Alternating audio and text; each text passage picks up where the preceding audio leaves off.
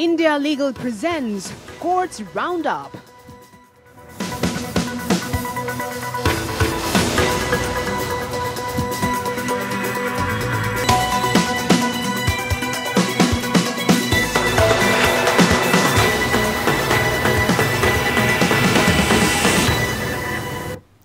नमस्कार, मैं हूं पूजा कविया गोमा। कोर्ट्स राउंडअप में आप सभी का स्वागत है। इस बुलेटिन में अगले आधे घंटे हम आपको कोर्ट से जुड़े तमाम छोटी बड़ी खबरों से रूबरू करवाएंगे। कोर्ट की कार्यवाही और सुप्रीम कोर्ट से लेकर हाई कोर्ट और लोअर कोर्ट तक के फैसलों को आपके सामने रखेंगे।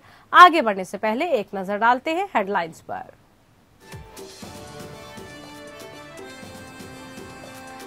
SC/ST प्रमोशन में आरक्षण मामले पर सुनवाई के दौरान सुप्रीम कोर्ट ने केंद्र से आरक्षण जारी रखने के लिए डाटा पेश करने को कहा। कोर्ट ने कहा, प्रमोशन में आरक्षण अनिश्चित काल तक के लिए नहीं चल सकता। नीट PG सुपर स्पेशलिटी परीक्षार्थियों को मिली राहत। केंद्र ने कहा, 2021 की परीक्षा पैटर्न में इस साल कोई बदलाव नहीं, संशोधित पैटर्न को अगले साल से ही किया जाएगा लागू।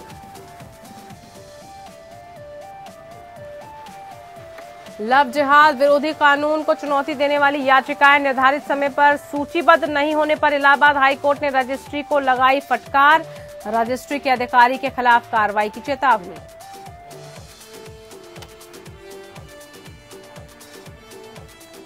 विस्फोटक से लदी SUV मामले में सचिन वांझे ने हाउस अरेस्ट की मांग को लेकर बॉम्बे हाई कोर्ट को किया रुख। बाईपास सर्जरी के बाद ठीक होने तक अस्थायी हाउस अरेस्ट की मांग की।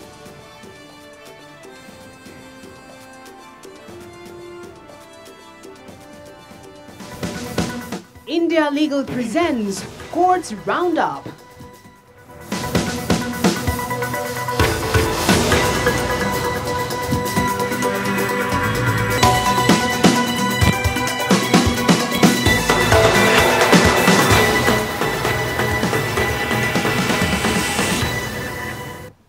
चलिए, इस बुलेटिन में बात सबसे पहले सुप्रीम कोर्ट में प्रमोशन में आरक्षण मामले पर सुनवाई हुई। सुप्रीम कोर्ट ने केंद्र सरकार से उन कदमों की जानकारी मांगी जो केंद्रीय नौकरियों में अनुसूचित जाति और अनुसूचित जनजाति के कर्मचारियों के अपर्याप्त प्रतिनिधित्व का आकलन करने के लिए उठाए गए। पीठ ने सरकार से कहा कि अनुसूचित जाति और अनुसूचित जनजाति कर्मचारियों को पदोन्नति में आरक्षण देने के लिए साल 2006 के नागराज मामले में संविधान पीठ के फैसले का पालन करने के लिए की गई कवायद की जानकारी उपलब्ध करवाए।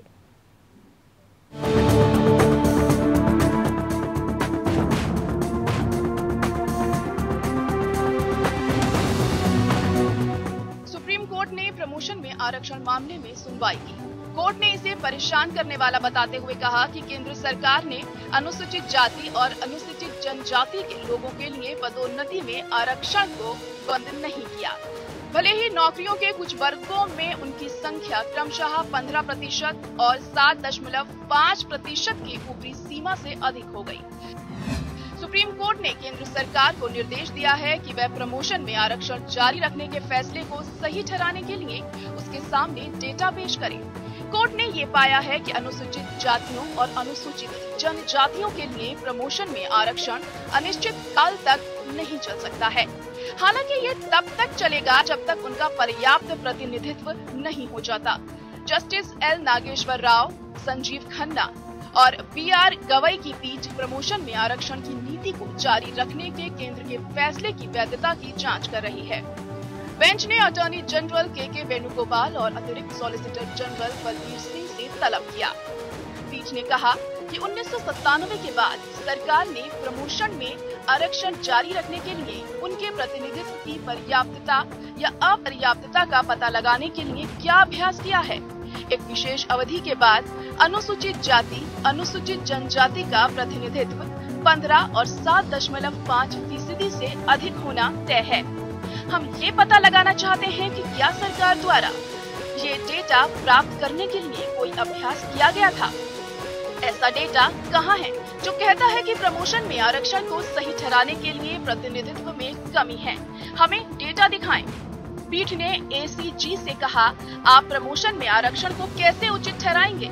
आप केवल सिद्धांतों के बारे में बात कर रहे हैं, डेटा के बारे में नहीं। प्रमोशन में आरक्षण जारी रखने के लिए कुछ औचित्य होना चाहिए। वेणुगोपाल ने अदालत को बताया कि 1965 में केंद्र सरकार की नौकरियों में एससी और एसटी कर्मचारियों का प्रतिशत क्रमशः 3.34% और 0.62% था, जो बढ़कर 17.5% और 6.8% हो गया है। उन्होंने कहा कि SC/ST का प्रतिनिधित्व ग्रुप सी और ग्रुप डी की श्रेणियों की नौकरियों में अधिक और ए और बी श्रेणियों में कम था।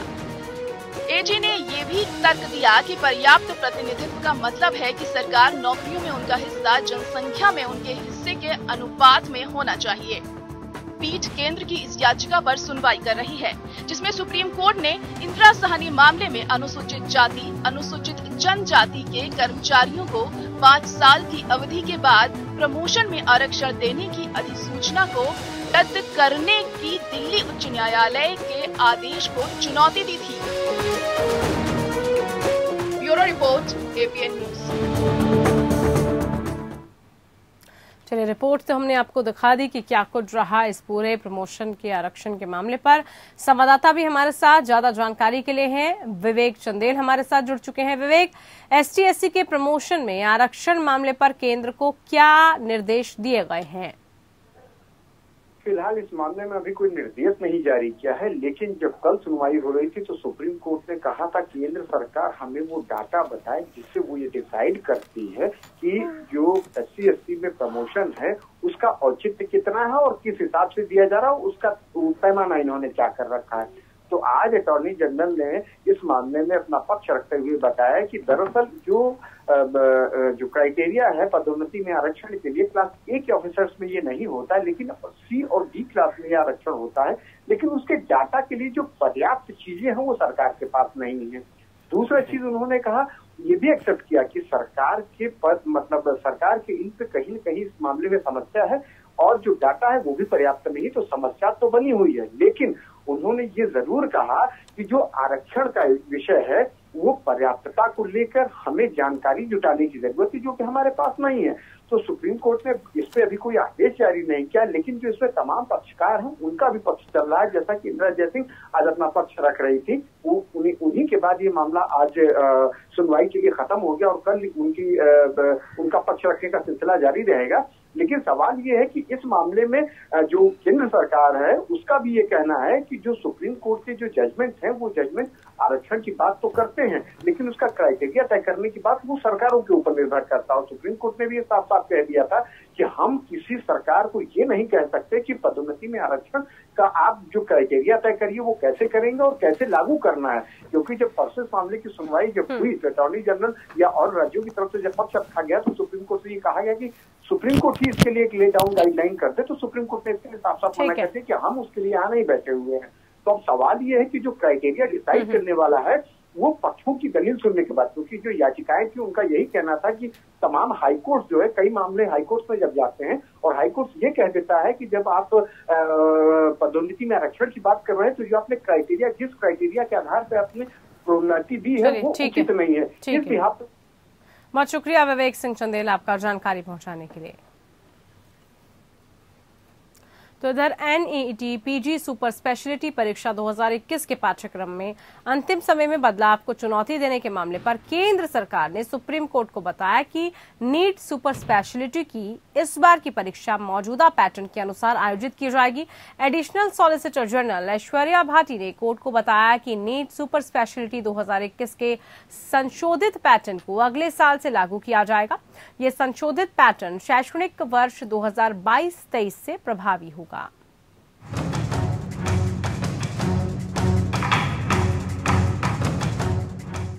नीट एसएस के सिलेबस में आखिरी समय में किए गए बदलाव पर सुप्रीम कोर्ट से फटकार मिलने पर नेशनल मेडिकल काउंसिल, राष्ट्रीय परीक्षा बोर्ड और केंद्र सरकार तीनों बैकफुट पर आ गए हैं। केंद्र सरकार ने कोर्ट से बताया कि राष्ट्रीय पात्रता सह प्रवेश परीक्षा सुपर स्पेशलिटी या नीट एसएस 2021 के पैटर्न में इस साल कोई बदलाव नहीं किए जाएंगे। संशोधित पैटर्न को अगले साल से ही लागू किया जाएगा। अतिरिक्त सॉलिसिटर जनरल ऐश्वर्या भाटी ने सुप्रीम कोर्ट को सूचित किया कि नीट एसएस 2021 की परीक्षा इस वर्ष मौजूदा पैटर्न के अनुसार आयोजित की जाएंगी। संशोधित पैटर्न केवल शैक्षणिक सत्र 2022-23 से ही प्रभावी होगा। सुप्रीम कोर्ट ने इसे अपने आदेश में दर्ज किया और याचिका का निपटारा कर दिया। कोर्ट ने ये भी स्पष्ट किया कि आदेश संशोधित पैटर्न की वैधता पर निर्णय नहीं होगा। मंगलवार को मामले की सुनवाई के दौरान एनईटी पीजी सुपर स्पेशलिटी परीक्षा 2021 में आखिरी मौके पर बदलाव पर सुप्रीम कोर्ट ने नाराजगी जताते हुए स्पष्ट रुख में कहा कि या तो सरकार खुद पुराने पैटर्न पर परीक्षा कराए, अन्यथा कानून के हाथ लंबे हैं। साथ ही केंद्र सरकार के परीक्षा को 2 महीने टालने के नए प्रस्ताव को भी नामंजूर कर केंद्र को परीक्षा कराए जाने पर निर्णय की जानकारी देने को कहा था। दरअसल केंद्र ने जनवरी 2022 तक परीक्षा स्थगित करने का फैसला किया था। नीट एसएस परीक्षा पैटर्न में अंतिम समय में किए गए बदलाव के खिलाफ 41 पीजी छात्रों ने सुप्रीम कोर्ट में एक याचिका दायर की, जिस पर सुनवाई के दौरान केंद्र ने सुप्रीम कोर्ट से कहा है कि वह नए परीक्षा पैटर्न को लागू कर 10-11 जनवरी 2022 को परीक्षा आयोजित करना चाहता है। हालांकि सुप्रीम कोर्ट ने केंद्र को परीक्षा से कुछ समय पहले पैटर्न में बदलाव के लिए फटकार लगाते हुए अपने फैसले को स्थगित करने के लिए कहा। ये परीक्षा 13-14 नवंबर 2021 को आयोजित की जानी थी। बेंच में justice DY Chandrachud, justice Vikram Nath, justice VV Nagarathna शामिल थे। केंद्र सरकार की ओर से अतिरिक्त सॉलिसिटर जनरल ऐश्वर्या भट्ट पेश हुई। शीर्ष अदालत के समक्ष दायर अपने हलफनामे में केंद्र ने शुरुआत में बदलाव का बचाव करते हुए कहा था कि ऐसा ये सुनिश्चित करने के लिए किया गया था कि सीटें खाली न रहें। याचिका में कहा गया है कि बदले हुए पैटर्न को परीक्षा से लगभग 6 महीने पहले सार्वजनिक किया गया था। ये स्पष्ट तौर पर मनमानी को दर्शाता है। Bureau report.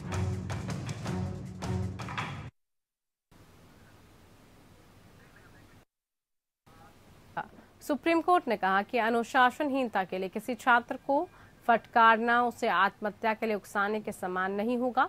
Justice S Abdul Nazeer और जस्टिस कृष्ण मुरारी की पीठ ने एक शिक्षक के खिलाफ आपराधिक मामले को खारिज करते हुए कहा कि यदि किसी छात्र को अनुशासनहीनता के लिए एक शिक्षक ने केवल फटकार लगाई और लगातार हो रही अनुशासनहीनता के कृत्यों को प्रधानाचार्य के ध्यान में लाया, जिसने स्कूल के अनुशासन और बच्चे को सुधारने के उद्देश्य से छात्र के माता पिता को अवगत कराया, कोई भी छात्र जो बहुत भावुक है आत्महत्या करता है तो क्या शिक्षक को इसके लिए उत्तरदायी ठहराया जा सकता है और धारा 306 आईपीसी के तहत आत्महत्या के लिए उकसाने के अपराध के आरोपित किया जा सकता है?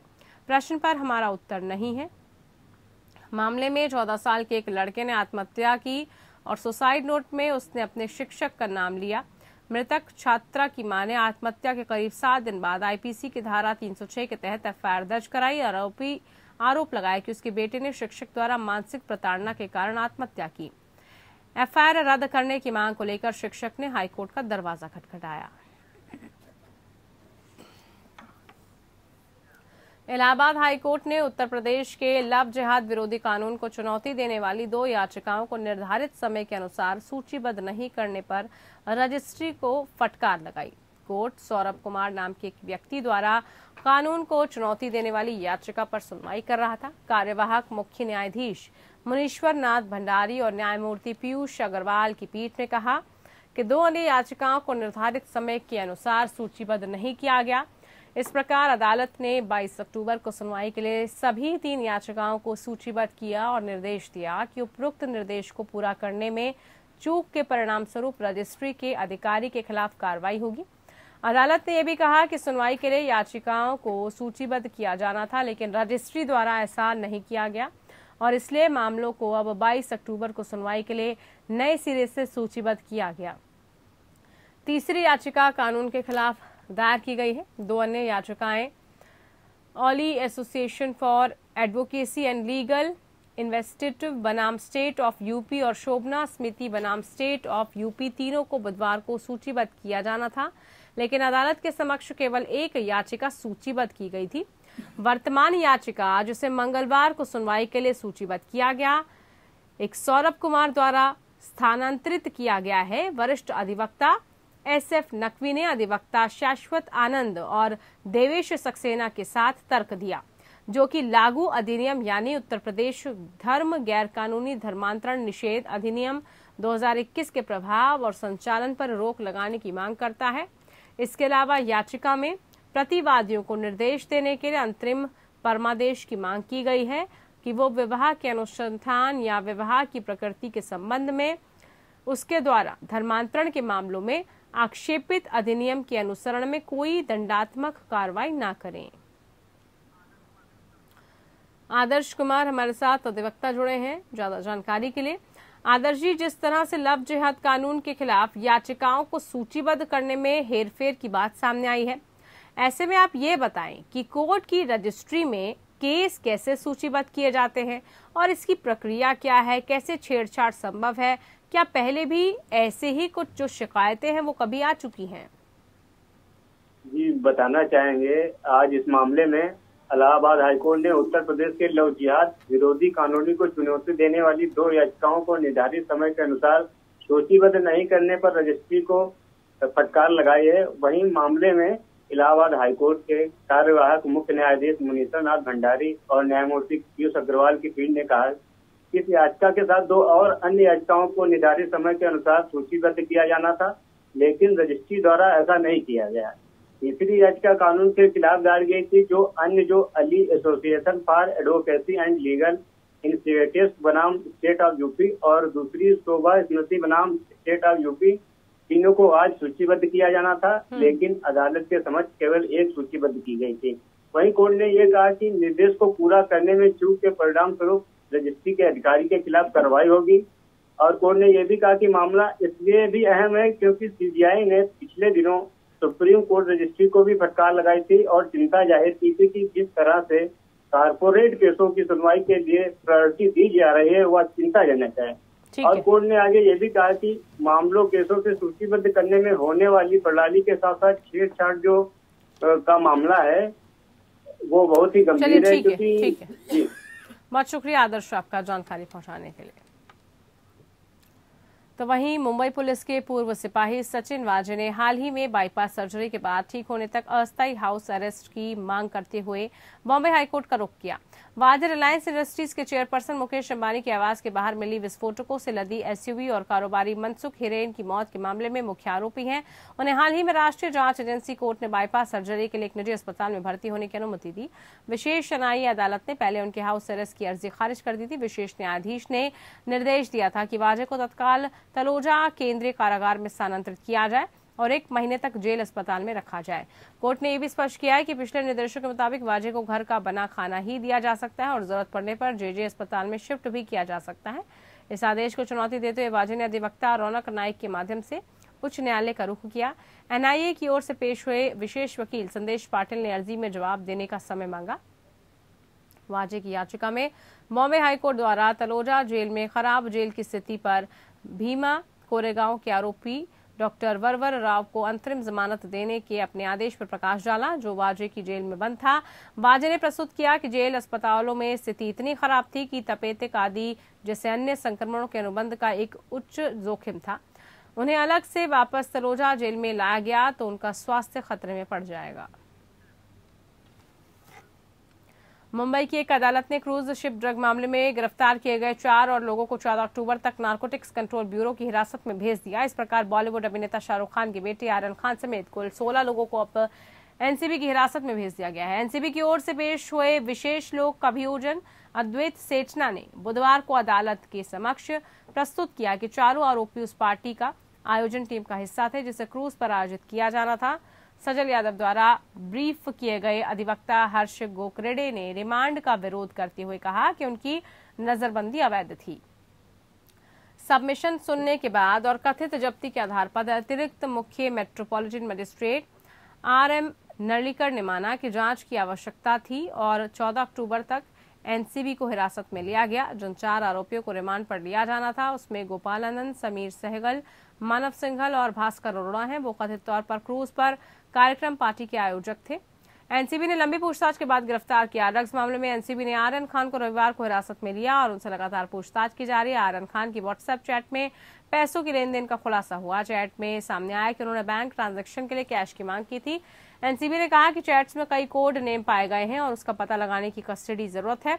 सबका सामना करना पड़ता है। सुनवाई के दौरान वकील सतीश ने कहा कि आर्यन खान स्पेशल गेस्ट थे, उनके पास कुछ नहीं मिला।